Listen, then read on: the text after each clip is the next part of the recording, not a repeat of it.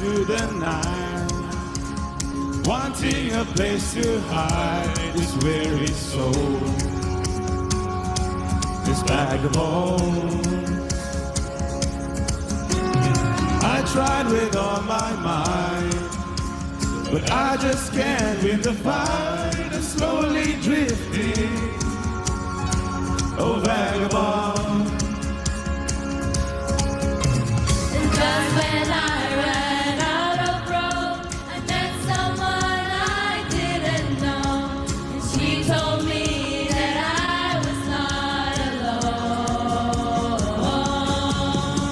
You picked me up, you turned me around, you placed my feet on solid ground. I thank my father, I thank my mother, because she healed my heart, she changed my name, forever free. I'm not the same. I thank my father, I thank my mother, I thank God.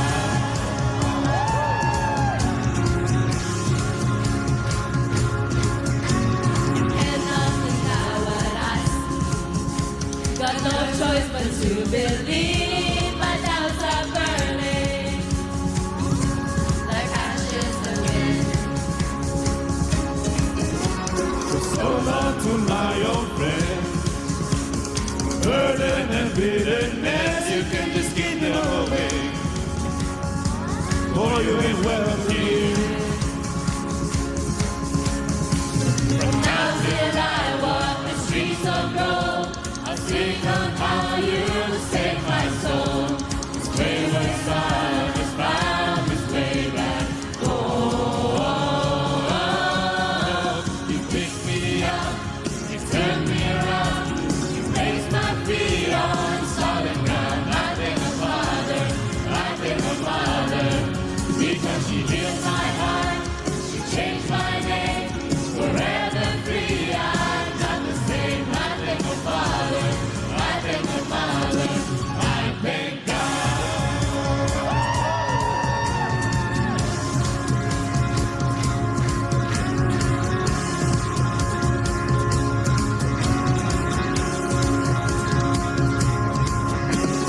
And lost my one, I am free. I am free. I am free. I am free. I am free. And lost my one, I am free. I am free. I am free. I am free. I am free. And lost my one, I am free. I am free. I am free. I am free. I am free. And lost my one, I am free. I am free. I am free. I am free. I am free. And lost my one, we are free. We are free. And lost my one, we are free. We are free. We are free. And lost my one, we are free. We are free. We are free. And lost my one, we are free. We are free. We are free. Pick me up, turn me around, place my feet on solid ground. I thank my father, I thank my mother, because she healed my heart, she changed my name, forever free. I'm not the same. I thank my father, I thank my mother, I thank God.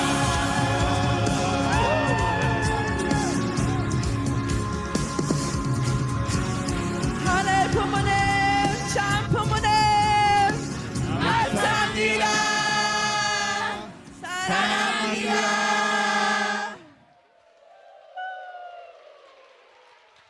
화성 철학 경례 바로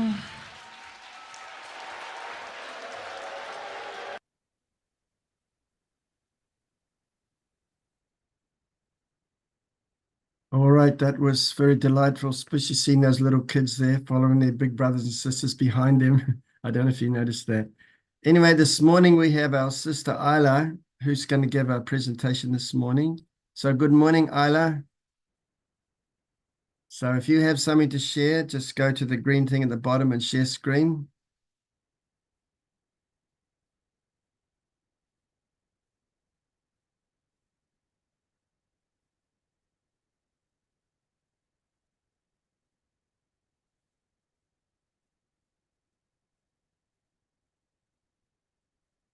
Oh, you're muted, Aila. But we're waiting. We think we're waiting. But there is a green arrow thing there, and you press that, and then the screen comes up. If you've got any sound, click on the right with the share sound.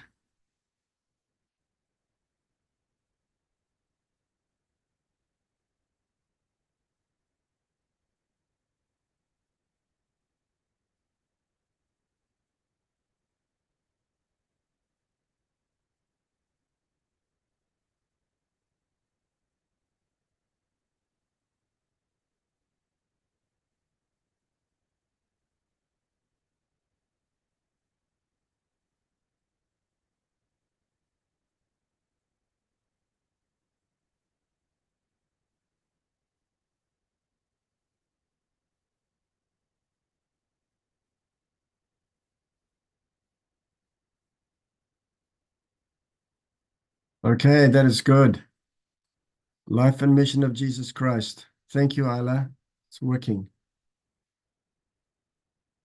You're still on mute, though.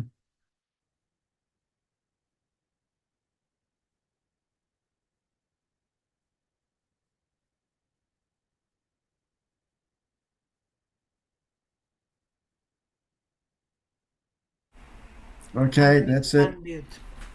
Good. Okay, I just have to. I have two screens. God, my computer is too small. Good morning, everybody. Morning. So, as we are now doing a lot of outreach for Christian ministers, I take some experts from the Book of Life and Mission of Jesus Christ, which all the speeches from different occasion of True Father. And that has been, at one point we printed over 100 copies, and they disappeared very quickly because Christian ministers, they really like those books on the islands. So is this a whole screen you see? You are muted. Yes, Aila, it's perfect. Yeah, the screen is Okay, already thank you. full screen as it should be. Okay, thank you.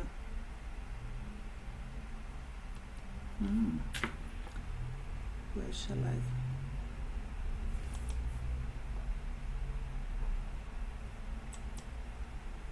Okay.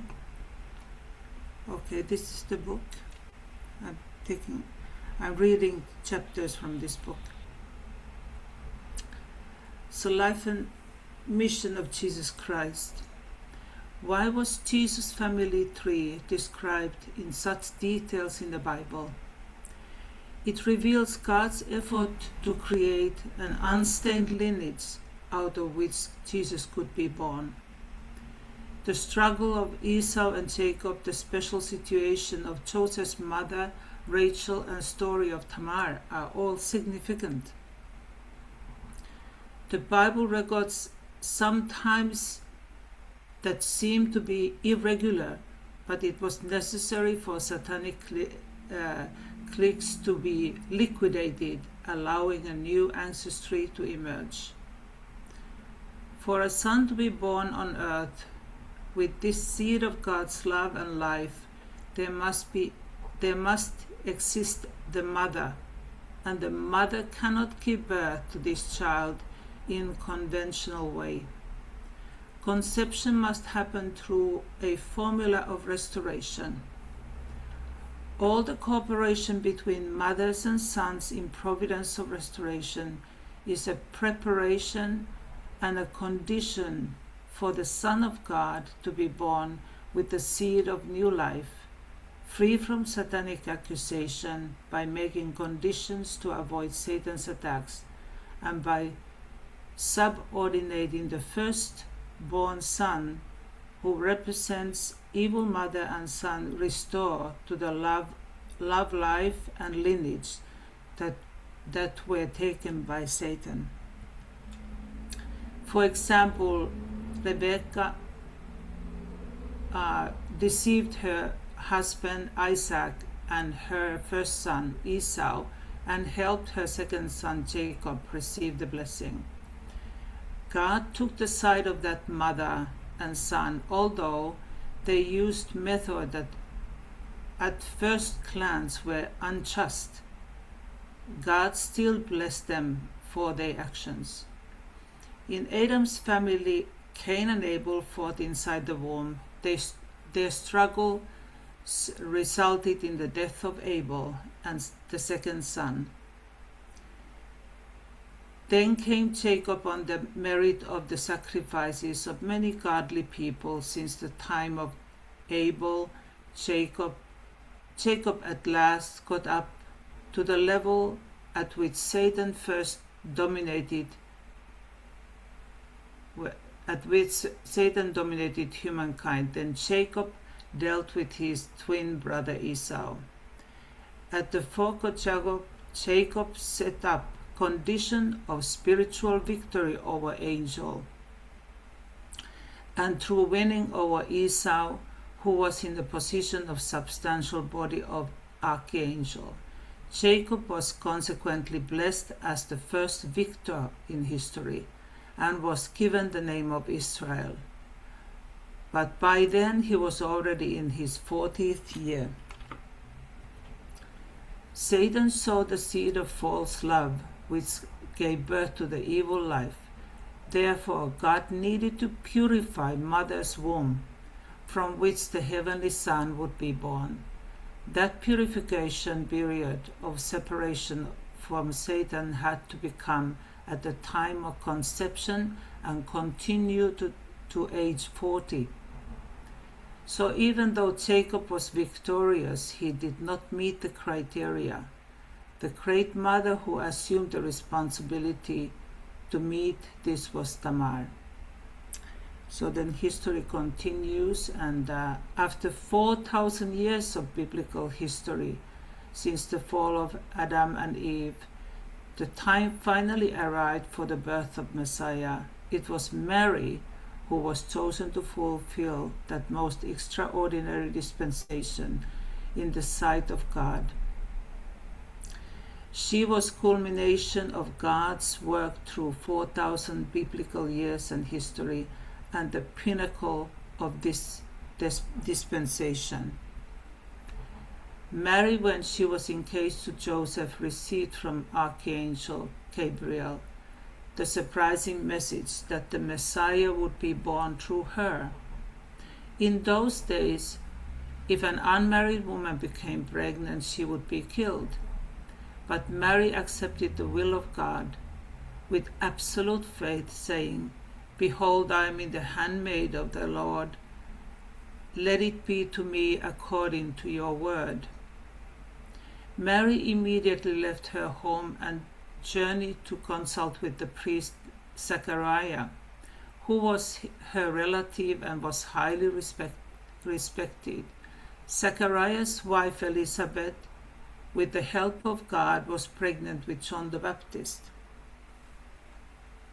She said to Mary, "Blessed are you among women, and blessed is the fruit of your womb.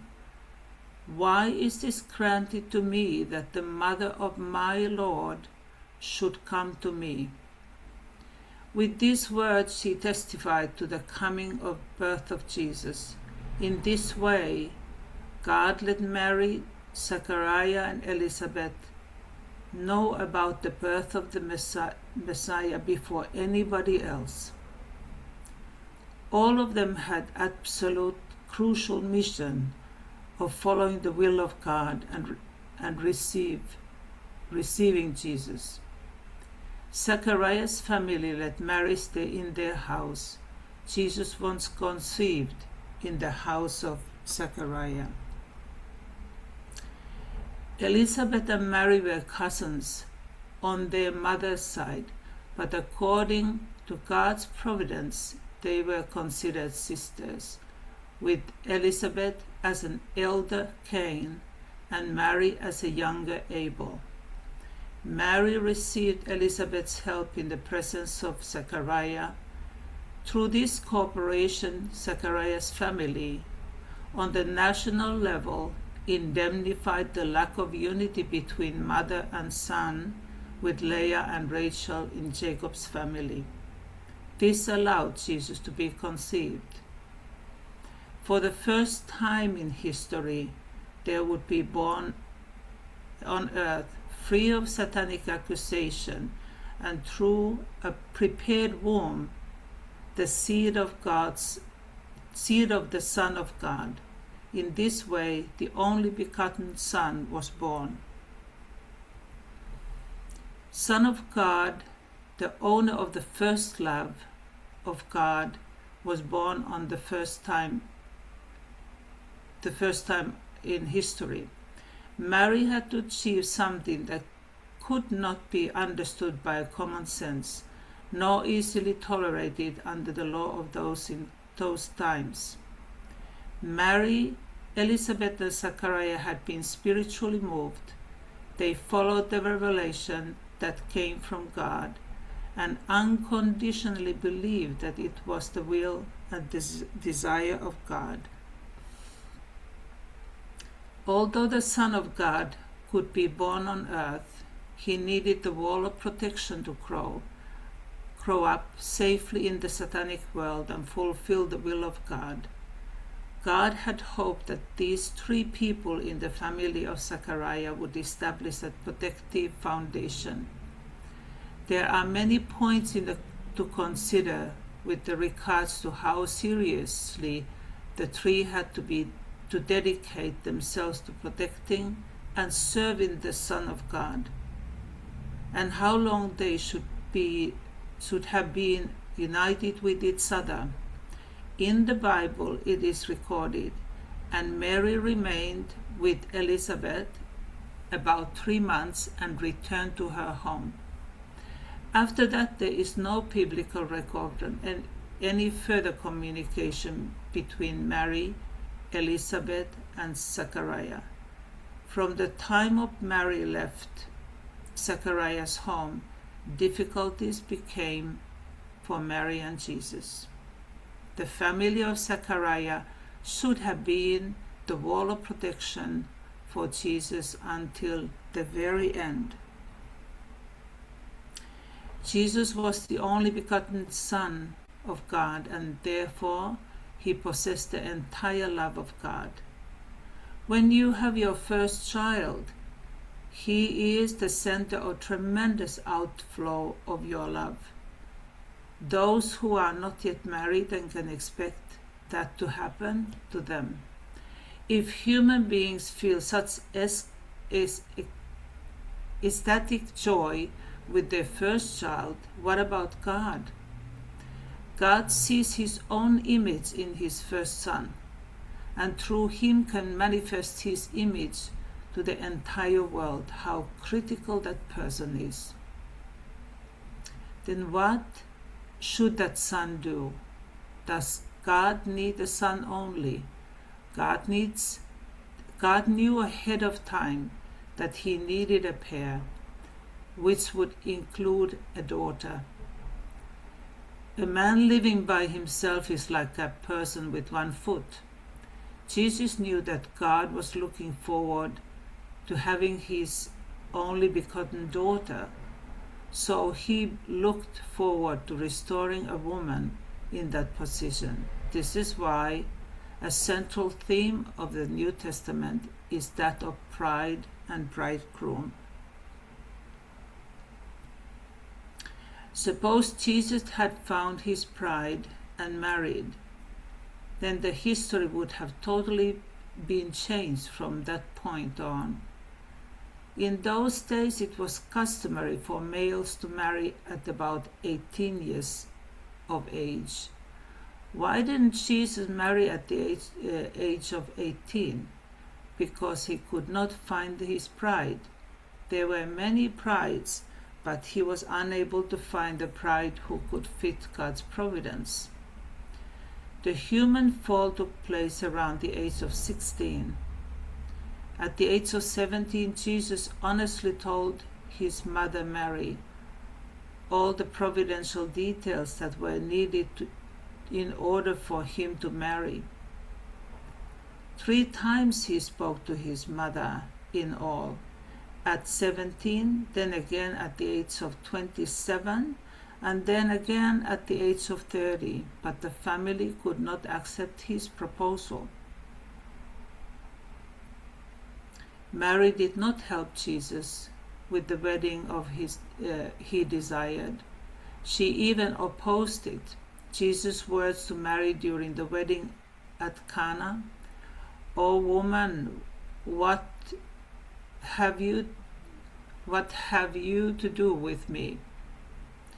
reveals a reproachful heart to a mother who helped in weddings of others but neglected to help Jesus receive his bride, the most important requirement for the providence.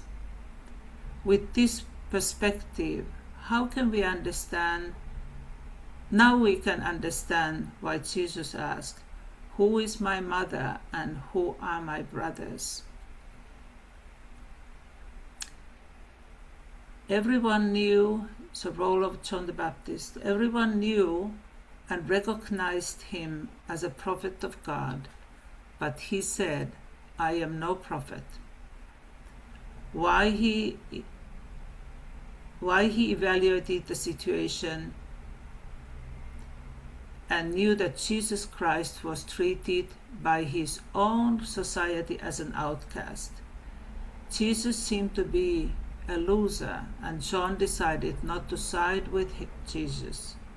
He thought it would be much better to deny everything, but doing so, John the Baptist pushed Jesus into the corner, making him the great impostor without defense. After John's denial, Jesus said no further recourse. In this point, we can read in Matthew that John the Baptist, waiting in the prison to be beheaded, sent 2 of his disciples to Jesus to ask following question: "Are you the one? Are you he who is to come, or shall we look for another one?" In this question of a man who has faith in Jesus as a Son of God, John the Baptist had earlier testified to Jesus at the Jordan River, "I have seen and I have borne witness that this is the Son of God."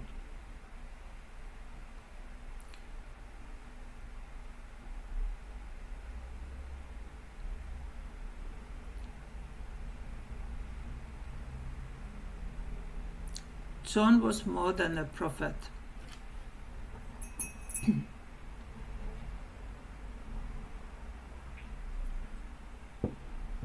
He became the bear witness directly to Jesus Christ, the Son of God.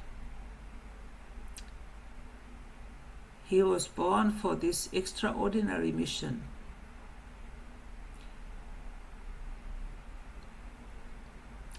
God entrusted his glorious responsibility to John. What an honor for a man to be called more than a prophet by Jesus. Yet John failed to live up to this honor.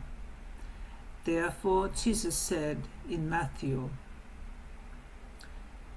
"Truly I say to you, among those born of women, there has risen no one greater than John the Baptist. Yet he who is least in kingdom of heaven is greater than he."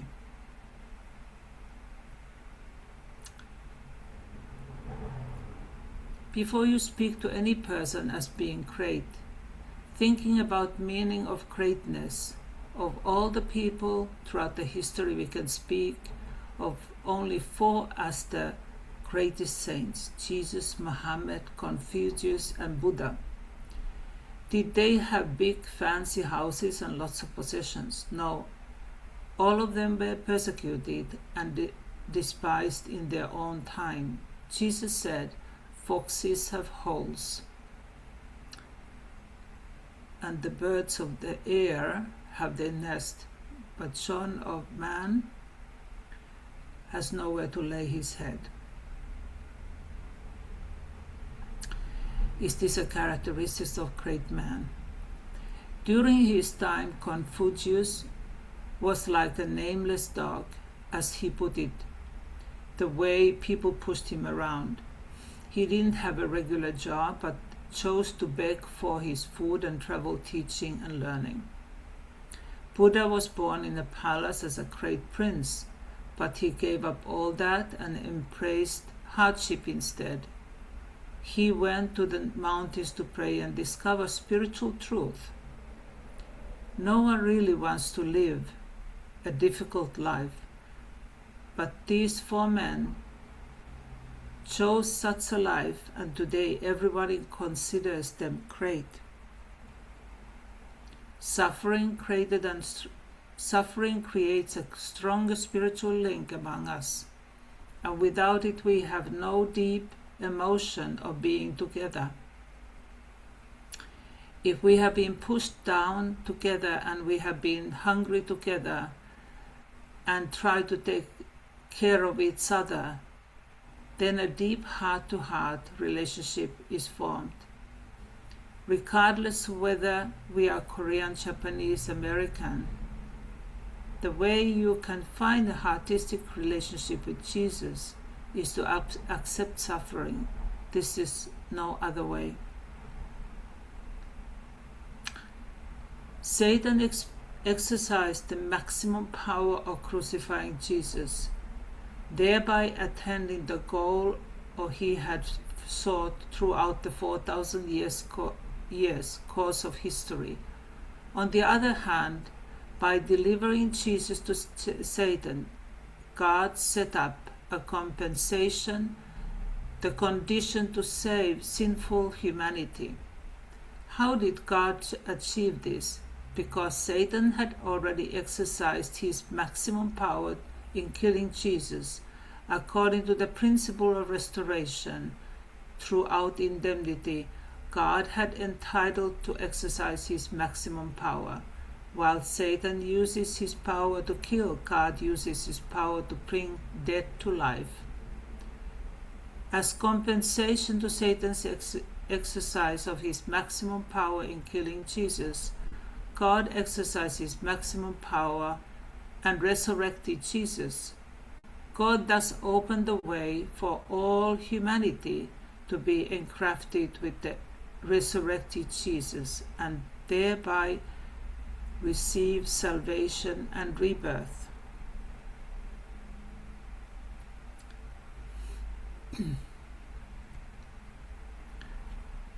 Thus, after 6,000 years of history, as recorded in the Bible, the only begotten daughter has finally born in Heavenly Parents' direct lineage.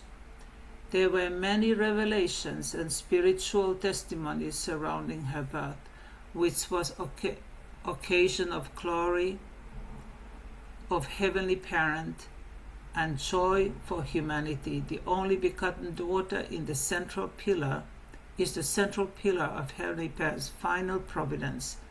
She and the Messiah at the second coming became the true parents of humanity, who can cleanse the original sin and all people and fulfill the ideal of creation. Heavenly Parent kept the only begotten daughter safe while she was growing up until she had reached complete maturity of heart, such that she could manage the demands of God's providence. As the only daughter of Heavenly Parent, she lived a pure, chaste life. She could communicate directly with Heavenly Parent spiritually, and as she grew up, she gained the full realization of Heavenly Parent's will and heart. Her mother, Hongjo-ah, fulfilled her mission by raising, educating, protecting her with absolute faith and by offering many devotions. The Han people of Korea, to whom the only begotten daughter was born, had endured many trials and much offering even during the period of leading to the liberation and division of Korea through the years of Korean War and beyond. Heavenly Parent thoroughly protected and guided Hakcha. Hakcha, as she grew and matured, Heavenly Parent especially guided her family, who were living under communist rule, to travel to the relative safety of the southern part of peninsula. Throughout the intervention of UN forces during the Korean War, Heavenly Parent prevented communism over the Korean peninsula and protected the free world as a time of prophesied marriage. Supper of Lamb approached, and the only begotten daughter received revelation from Heavenly Parent to resolute in her determination to fulfill Heavenly Parent's dream. She joined with the returned Messiah, and together, through the marriage of Supper of Lamb, they became the true parents of humankind. True parents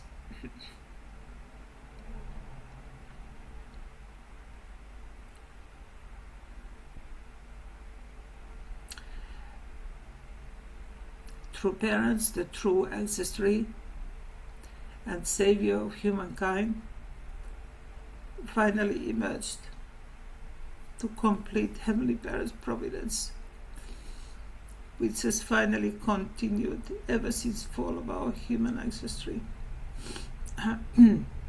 True Mother vowed to live for the sake of Heavenly Parent and to fulfill the mission to save humankind without fail. She resolved before Heavenly Parent that no matter how difficult her path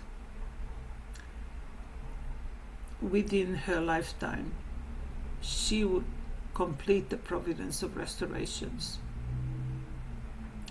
Since then, True Mother, the only begotten daughter, together with True Father, the Messiah, at the Second Advent, have given fallen people new life as the children of Heavenly Parent.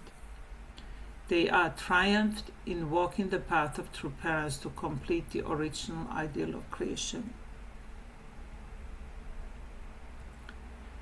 So I had some reflection on this reading about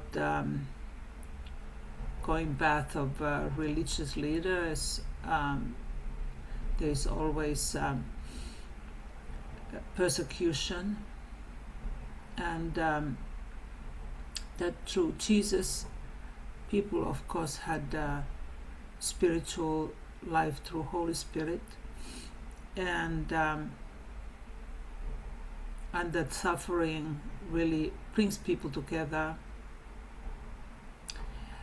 And also that we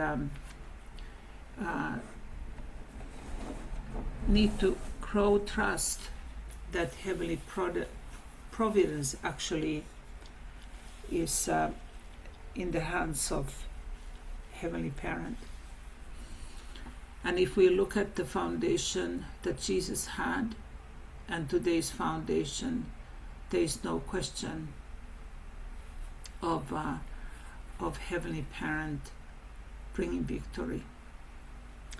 Anyway, thank you.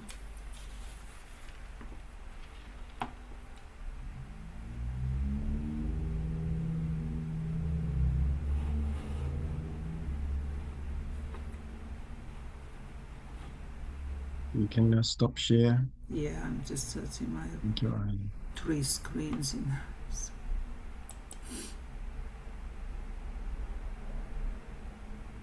Okay, thank you, Sister Aila. We could begin talking, but according to one tradition, we'll just play a praise song and then we'll reflect and then share some thoughts.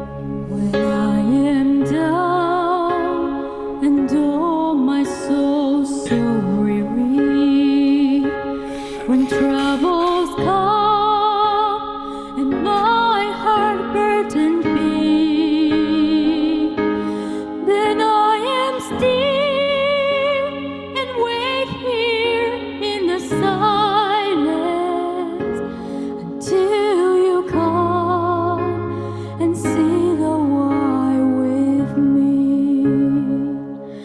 You raise me up so I can stand on mountains. You raise me up to walk on stormy seas. I am strong when I am on your shoulders.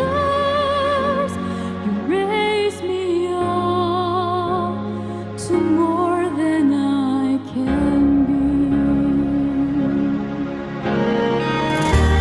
More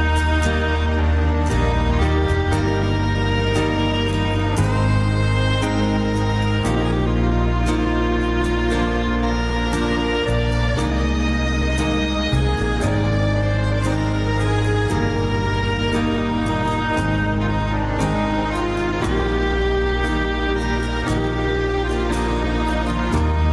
You raise me up so I can stand on mountains. You raise me up to walk on stormy seas.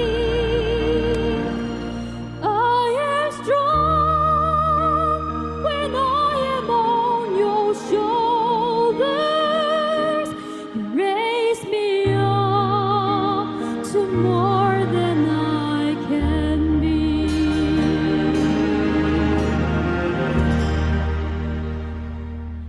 You raise me up so I can stand on mountains. You raise me up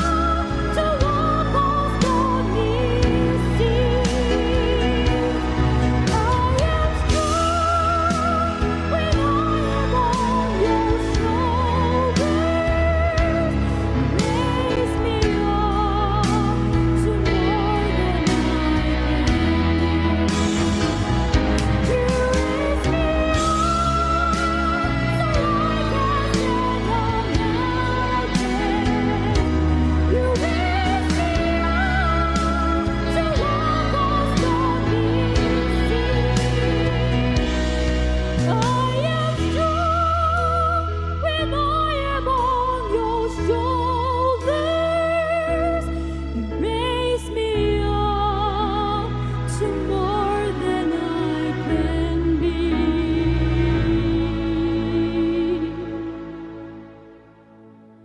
You raise me up to more than I can be.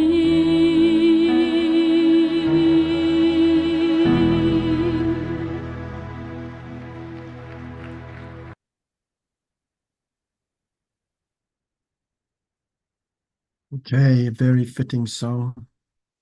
Thank you so much, Isla. That was so much aligned. The segueing into True Mother's end story there. The difficult course of Jesus and the family around him. Yeah. So would someone like to say something this morning?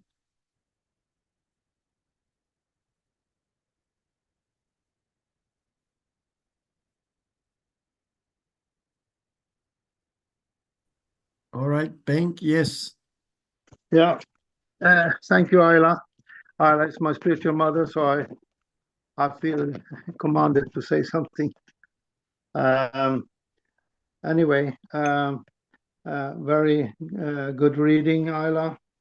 Good topic, and I can see your emotion is there. As I know you, you're very emotional in a good way.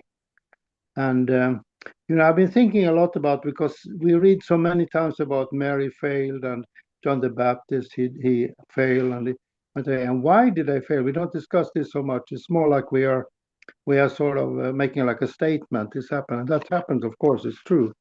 But I think this is my thinking that they lost the connection with the heavenly providence, and that goes really back to us here now today. So it's very important we're doing all these conditions, Johnson, Hondo K, all the things we're doing, witnessing and whatever.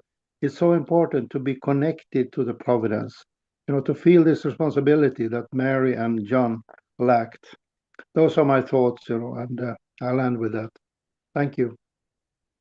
That's right. We have to hang on by all means, to that central providence. And I remember, of course, John the Baptist, he went away from Jesus, and lost Jesus, and everything was supposed to be connected to Jesus. So anyway, all the stories are there to explain to us, even ourselves, what we should be doing and where our center should be. Even that reading, even though there was some spelling mistakes in that book here and there, and also that Cain and Abel in the womb fighting. When you give that to Christian ministers, they will not find that in the Bible. They'll have to find that in the story of Tamar's children. But anyway, nevertheless, we understand the stories definitely. Maybe they were fighting in the womb, but they weren't in the womb at the same time anyway, as the twins. Yeah. Anyway, we understand what it means. Yeah, definitely. Yeah. Is someone else got a hand up? Mr. Rai, our faithful eldest member. And, thank you, Aida, and your reading and presentation with your deep spirit and heart. Truly, thank you. Just like to let you know, maybe you know, Mrs. Hori Kikue, mother of Reverend Hori,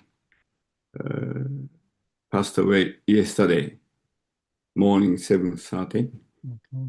And she's Blessed Family 1969. And I think only one son, Reverend Hori. And she's, I think, great mother, person, respected family. And just we knew yesterday. So the other day at the vigil prayer, we saw Reverend Hori and beaming smile and joyful spirit, and it is incredible. Visited to mother and received mother's word. But I think maybe Reverend Hori will be back to Japan for the sooner. I think will be announced later. Yeah, we pray for them. We appreciate a lot. Just to let you know. Okay. Yeah. Okay. Thank you, Mr. Rai.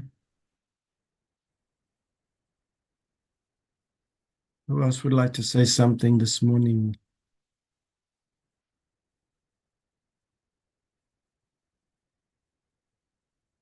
Nice to see you, Viveka.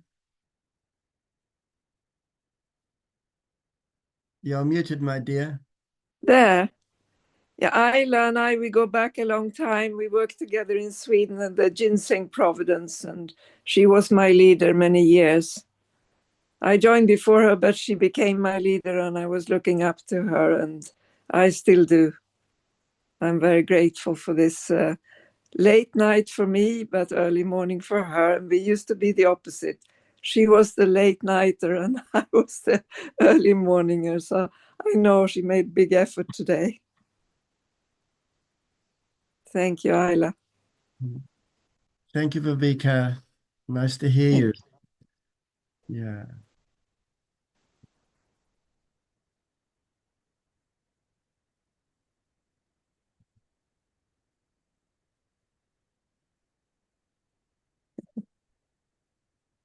Anyway, it's a time for all this content to be shared It's good that Isla could dig out that content. You know, Christian ministers we're meeting today, they need to understand very deeply, you know, the course of Jesus. And yeah, we are blessed when we are able to be involved in educating people.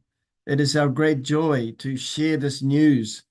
At the same time, it's not easy to share the news with, especially with people who have strong Christian faith. They're so strongly rooted in their understanding and find all ways oftentimes to continue to support their view that Jesus had to die and it was all prophesied. And I'm working with some pastors. I gave a very deep message yesterday to this Ghanaian pastor. And but we shared together. He has such a good heart. He said he understands the need for collaboration between people of Christian faith, definitely. And we shouldn't let some theological things, which sometimes we don't fully understand, divide us. So many kind of conversations to find ways to keep the brotherhood. You could say that, you know, to keep the people of Christian faith together as a family, to fight the common battle, not against one another, but against Satan, who's destroying our society and our families.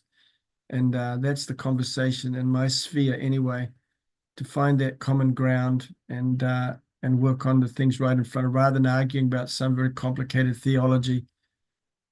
Yeah.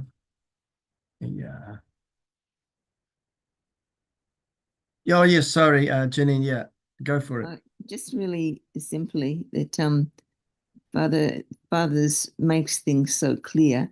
He explains what he explains is so in a sense obvious, you know, so clear that what God was doing. It's kind of hard to think that we didn't understand that before, you know.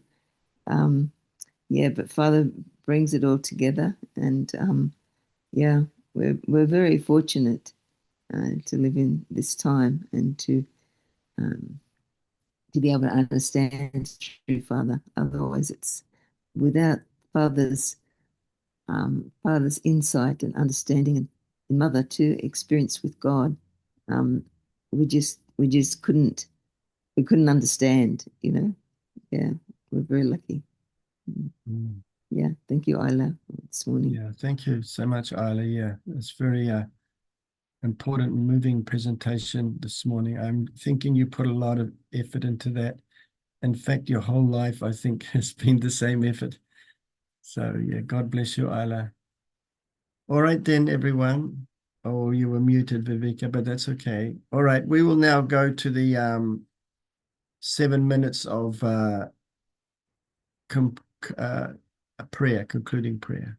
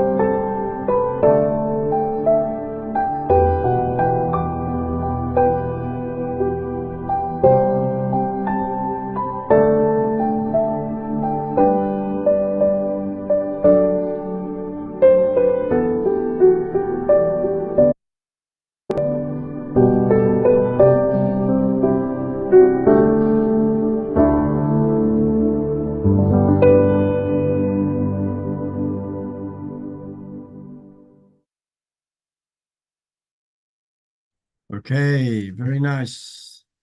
Thank you, everyone. I hope you have a really nice day, and I look forward to seeing you tomorrow. God bless you. Thank you, Aila. Have a nice day. Thank you, Aila. Thanks, Aila. Have a good nice day. Tack Aila. Hej då from Europe. Bye bye.